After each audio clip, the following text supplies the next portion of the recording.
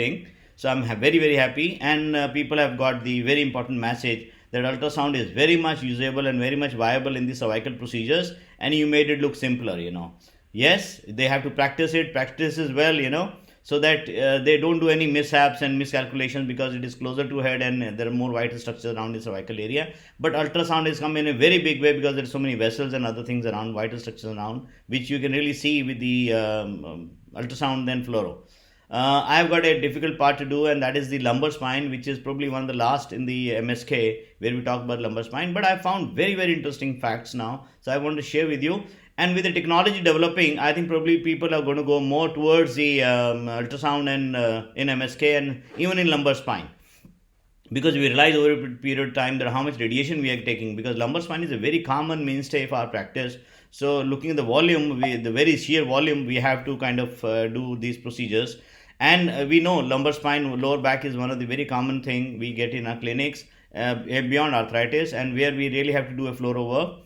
And this is what we have. We understand lumbar spine, we know the anatomy very well. This is spinous process, this is a lamina, this is the articular pillars, we're talking about the facet joints, then we're talking about the intervertebral foraminas, and then we're talking about the TP transverse process. So this is going to be talked in parallel to the ultrasound also, and that is what I'm trying to say. This is the location where we are talking. We're talking about the facial nerve block here, we're talking about the facial joint block in here, or here for that matter, and we're going to talk about the epidural procedures coming from the paramedian section.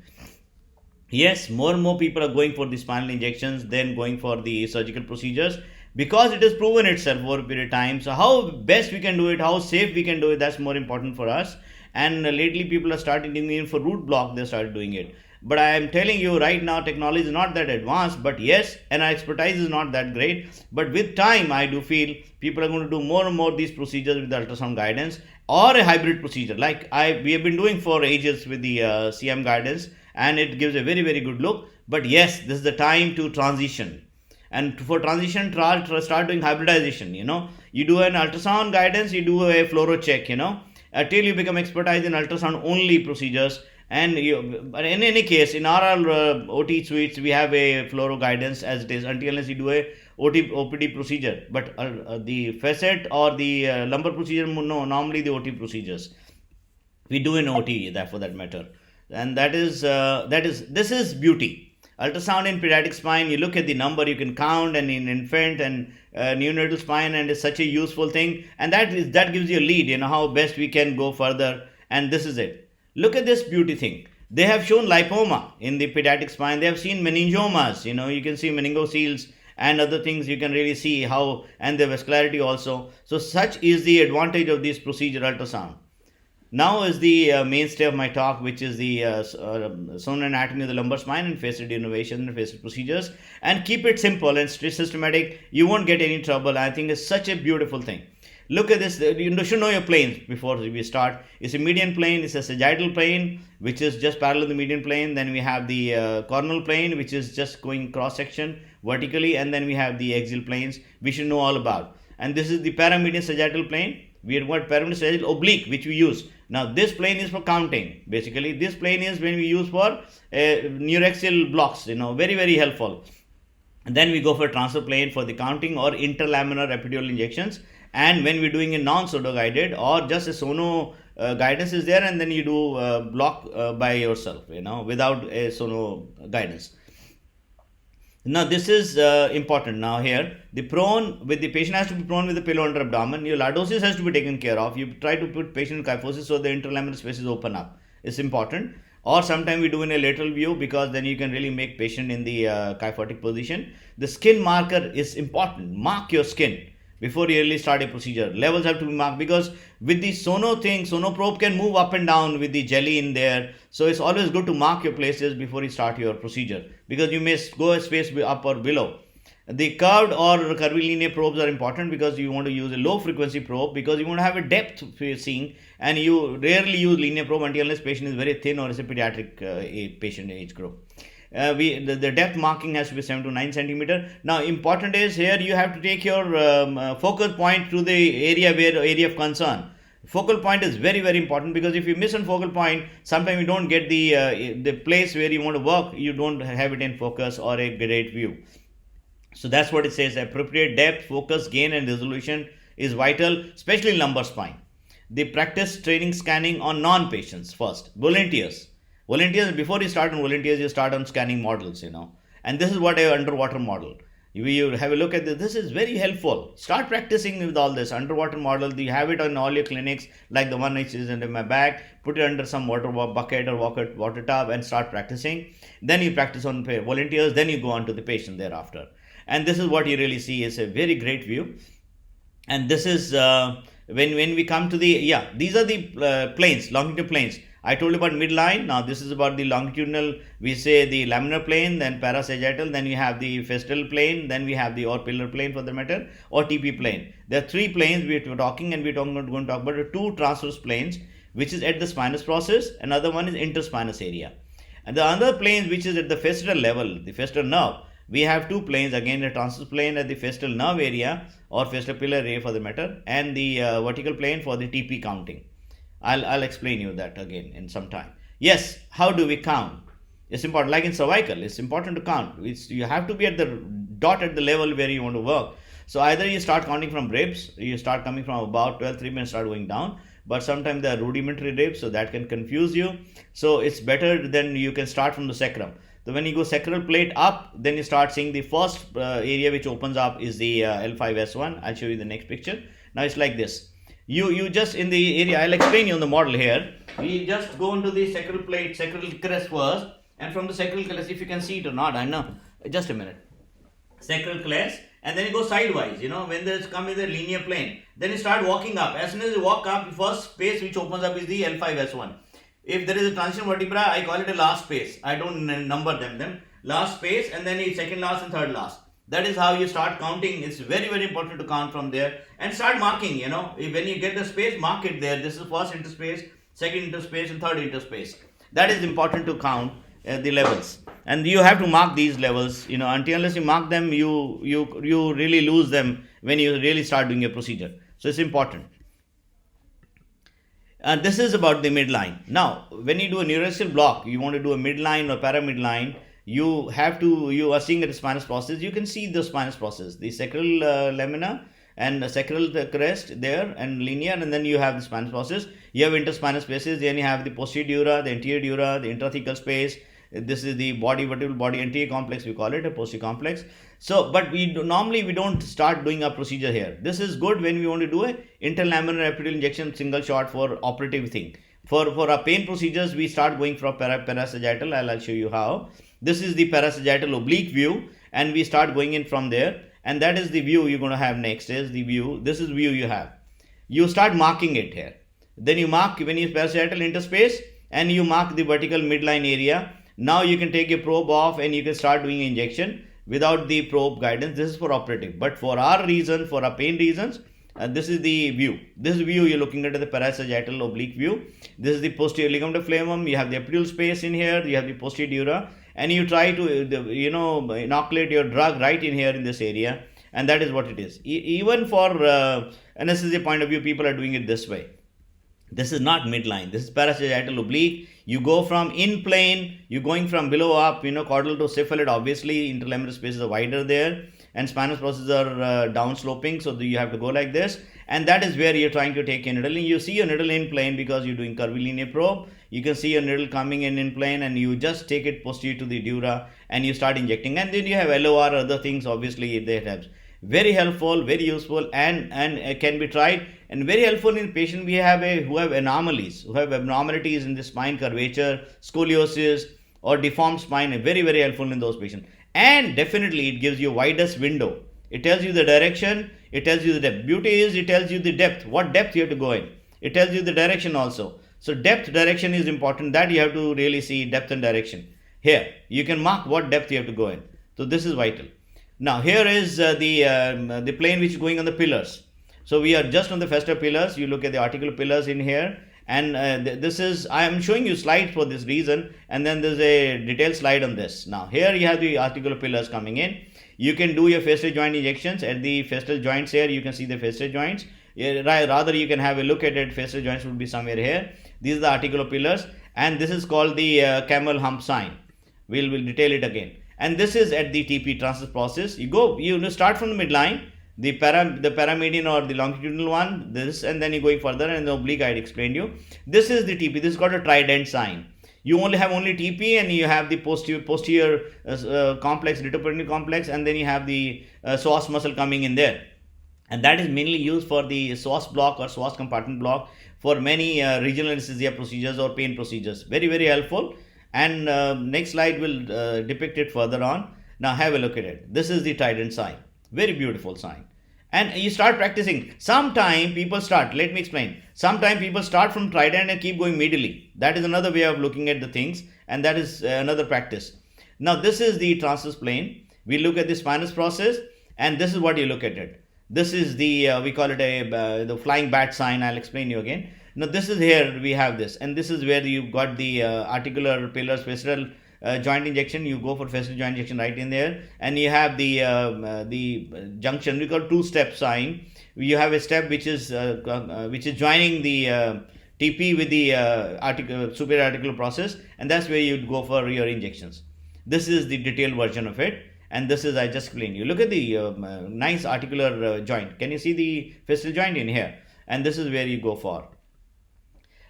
This is the interspinous area. Now you start walking up and down. You start seeing there is suddenly a caustic window, and which really takes you into the epidural space or into the spinal area, spinal canal. And you start seeing in the intrathecal space. You see the anterior complex. You see the vertebral body. You see those the bat sign, the wings in here, and then you have the facial joint coming in here, and then you have the typical area where you have to go for your facial nerve block typically. Now this is it. This is the detailed version of it. I'll take it. This is important. One has to understand when we start from the side to midway. Sidewise we have the TP, which is the trident sign, and we start going midway. Then we have the camel hump sign of the articular pillars, and then we have the laminas, which is showing as a horse head sign. And this is multiple horses. You can say one, and then this is the interlaminar spaces where you do your procedures, and that is what it is. This slide really tells you all. In one slide, you really have a lot of information. We discussed all this earlier. I just want to tell you about the anterior and posterior complex interlaminar spaces in the oblique view. The sagittal oblique view, very important, parasagittal oblique. And this is, we have the bat wing sign or the flying bat sign, where you have this anterior complex, posterior complex. One has to understand, and this is being used for your facial and facial joint injections. Now we coming to the shamrock.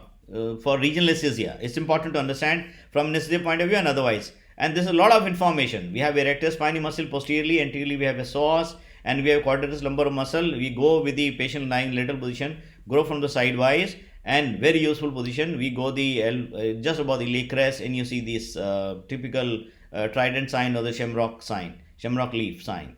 And this is the picture. This is the transverse process. This is the intrathecal space. You have the spinous process coming in here. You have the vertebral body. Now you have so much things coming up. You can do the sympathetic blocks in here. You could do a psoas compartment block in here. Be wary of the kidney or the retroperineal structures here. This is the quadratus lumbar muscle. You have a QL1, QL2, QL3 block in here. People are doing regional anesthesia, and you have a tab block coming in here where their three muscles are joining. You have a tab block coming in here. And then you obviously have this view where you want to do a root block. People are started doing it. Yes, I'm still doing hybrid procedure, but you can think of doing it. And this is very ultimately. Now this slide, we start with the needle comes from the behind, coming from posterior to anterior, and you do your procedure like this. Now this slide was important for many reasons, because we have so many procedures which can be done in a very single thing. Now this is the position of the patient. This is depictive, by the way, not the procedure picture, depictive, only depicture. It should be in line. Your hand, your needle, your probe, and your machine. They should be in one line, and that is where you tend to go. You can mark your depth, what depth you want to go in, and don't go at the level of the TP. You go one level above or below, just go inter TP level, you can say, and you don't have to hit the TP for that matter. That is important. That smartness one has to understand. Depth you can always mark, and it can be done in prone position, all these procedures, and it can be done in the lying position as I showed you. This is typically you mark those lines for the psoas compartment block, and it can be done in sitting position with the well supported patient, and you should be vigilant about the patient. Patient should not get a vasovagal or something. Yes, marking and all has to be done. About the facetal part now, the facial denervation, it's a very common entity. We know very big volume of the patient who are coming with a facial problem, and we can do a facial block. Even surgery is not going to help these patients. So what we're going to do, Look at this facet. It's a dirty facet. Surgery is not required always. So, but you tend to manage these patients because they come for the pain and you are a pain specialist. Now, here is a wet facet. You look at this wet facet. They're bad for the conservative management, and before any operative things can be taken up, you can go and populate this facet joint. Intra-articular or perioarticular, you do your block, and this can be done in ultrasound guidance, and this is where you want to do a facial nerve block. We are going to discuss about the this is the TP and this is the superior process, the junction of it. We'll see it in ultrasound guidance, and this is where we are going to go, and this is what the comparison of the cadaver specimen, the CT one and the ultrasound one. You have a good comparison, and with over a period of time, the technology is advancing so fast. Look at this. This is from the Philips. Look at the software. It is telling you where the facet joint is. Like we go in CT scan room, we can see all directions. We can really mark the depth. We can really mark the things, and we can really take a needle from below up, or we go from side. So this is a beautiful thing. And you see, robots will take over if you don't really start adapting to the technology. Robots will take over. And this is what about the lumbar facet joint injection. Now we are going to go in this plane, and once we go in the transverse plane, we go from sidewise. You take the probe to the side, take the needle from the side one, go in there, and go into the facet joint. It's nicely visible. If you have a little of flexion, then it opens up further. And that is where you go for facet joint injection. It can be done two ways. It can be done from the side. The probe is come from midline. You take the needle from side, go inside, and you can go into the facet joint. Or you can go from caudal to cephalad, and this is one advantage is there. And again, you see the probe is slightly inclined in there. The advantage is you can target multiple levels in one needle, one puncture. You can take, obviously, for one joint, you have to take two nerves. Right? But if you want to do intra-articular, you can decide you want to do only one joint or two joints or three joints. Sometimes people have a multi-joint arthropathies. You can manage this way. And that is where the joint lines look like. You have a joint opening here. You can just take your needle in there, take from here, go off and go off. One needle will do job for the 2-3 joints. And the joint has got you see the capsule, and it's got a redundant capsular recesses there, and you can target those recesses. That is equally good as going intra-articular. And if there is something like this double line sign, then you really know it's a joint diffusion is there, and it makes your life easy. And or it comes up when you give intra-articular or pericapsular injection or intra-articular injection, you see the double joint line. In the facial periarticular injection, we have to inline technique for that matter. For sure, we cannot be out of plane normally unless you're too good in your job. Transverse ultrasound scan in relation spine, go near to the articular gaps, and there is no proof. Yes, you might have to do a contrast study for a check shot, I'm telling you, and use lower volume, 0.3 ml or something. Don't use bigger volume, you're rupturing the joint. You can go periarticular. There's no problem going periarticular, and definitely median branch block is a good option. Regenerate the future. That's the future thing. And we have started doing a PRP and other things for these regenerative medicines, and they have shown to be better off over a period of time than the steroid injections. So people are adapting very fast. And this is the medial branch. You understand, this is the medial branch we're trying to target, memorized ligament, and is going to go into the joint, and one joint there, one same joint.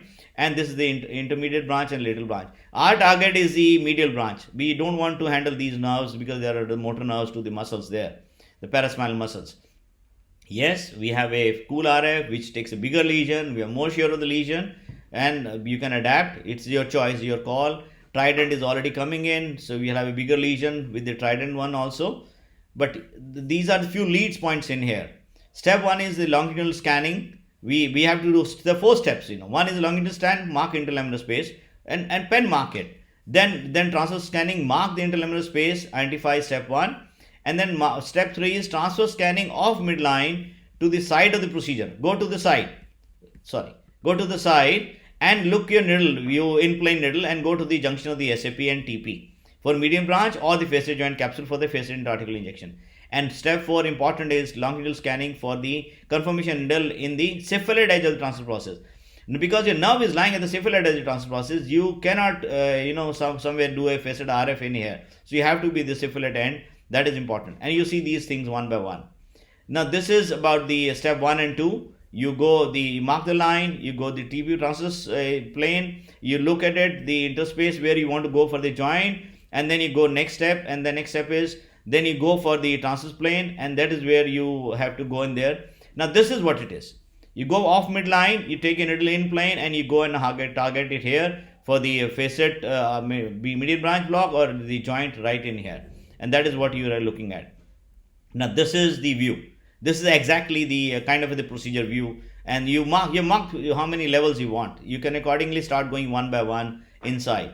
This is the median branch block. This is the typical bat sign, flying bat sign, and this is, you see the arrow is for the facet joint. And this is one of the good picture, but you can practice to get good pictures. And a good machine is important, obviously. Then you are targeting in here for the, and with one needle you can do two things, by the way. I do it very often. I do intra-articular, go out and take my needle in there, do either median branch block or I can do a median branch RF, and then in that case RF needle will go in here. The same needle will be used for two places. And obviously do a longitudinal check scan. When doing longitudinal check scan, your needle is here in the transverse view, but in longitudinal view at the TP point, your needle has to be the kyphoid end of the TP. Important. This is the TP and kyphoid end of the TP. It means only where the nerve is going, and we all know it very well. This is for L5 dorsal root. This is outer plane is maybe required, because sometimes what happens is when you're trying to go from the in plane, the iliac crest is a bother.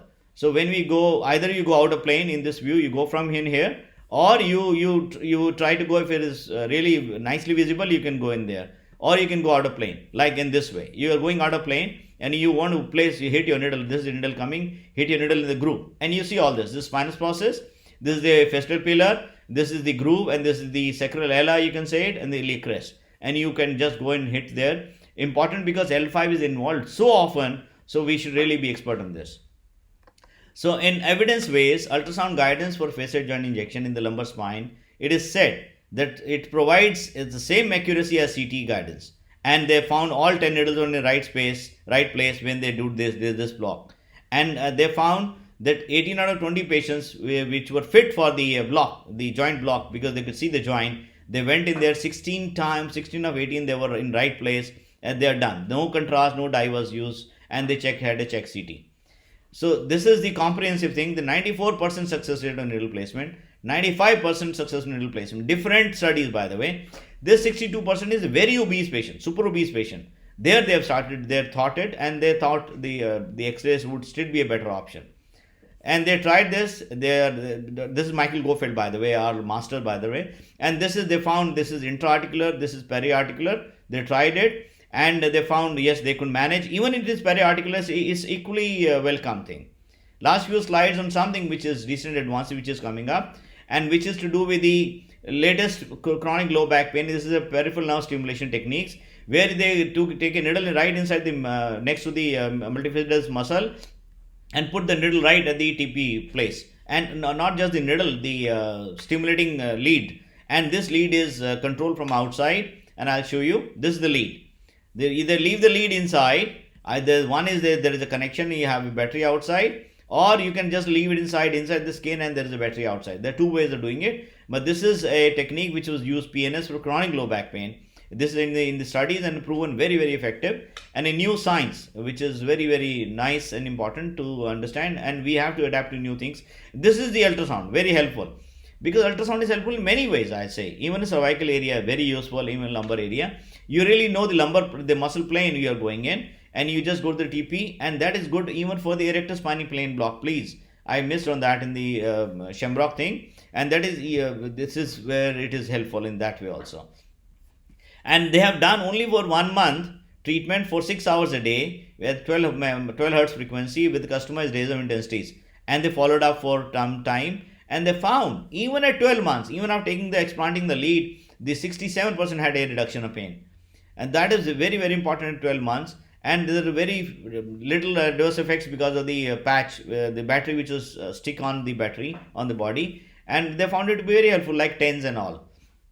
Now this is the pain map. They found the pain area is the intensity which was there is reducing with time, and that is it.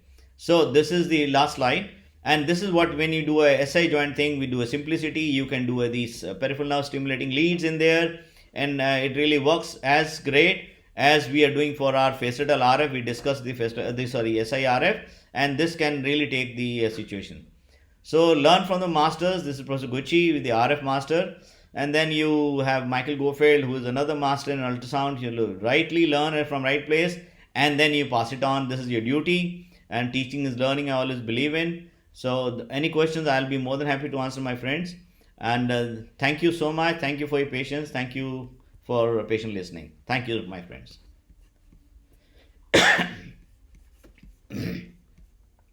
I'm open to questions. Anybody has got any questions, please ask.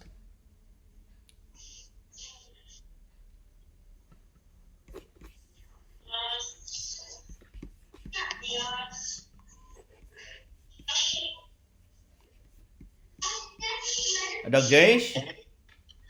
Thank you, sir. Hi. Thank you, Neeraj, sir. Hi. Very well explained and very nicely presented it on the model also. Live presentation. It's important actually. Unless you take it to the model, you won't understand the philosophy of it. It's very, very important actually. I'll just repeat for the sake of people. I take model in my hand and explain it for a minute, because it's very, very important that you mark the levels rightly. So I'll just explain it for a sec. Just there. So we just going at the midline. This is where the sacral, the crest is there. But you go off midline. When you go off midline, this is sacral plate is there now. When you start walking up in the parasagittal plane, when you start walking up like in this way, then start walking up, this first interspace opens up. Second interspace opens up. Third interspace opens up, like this. And then start marking them. And then you just come in the transverse view and you have the interspace. Now you are doing the Facet pillar and all. This is important because people make a mistake that way. Counting is very important. We don't want to do a wrong level thing, because then it's going to be ineffective and then you have a failure procedure. So we don't want a failure. As it is, technique is new, you don't want failure, so you have to do it in a perfect way. Important. Yes, sir.